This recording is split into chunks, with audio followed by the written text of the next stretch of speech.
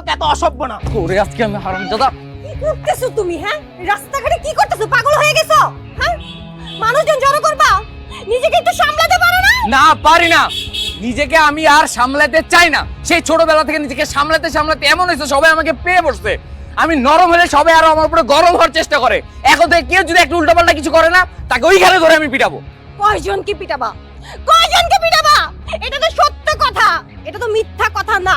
মানুষকে না পিটায় না, নিজের বোনকে যে বুঝাও, বুঝায় অ্যাবর্শনের ব্যবস্থা করো।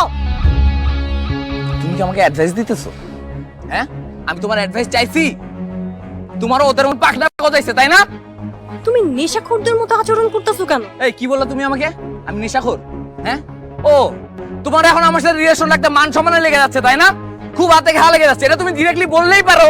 এত ঘুরে পেঁচায় বলার তো কিছু নাই। ঠিক আছে, যাও, তোমার সাথে আমার কথা বলার দরকার নেই। যাও তুমি এখান থেকে, যাও। তোমার কি মাথা নষ্ট হয়ে গেছে? তুমি এসব কি বলতেছো?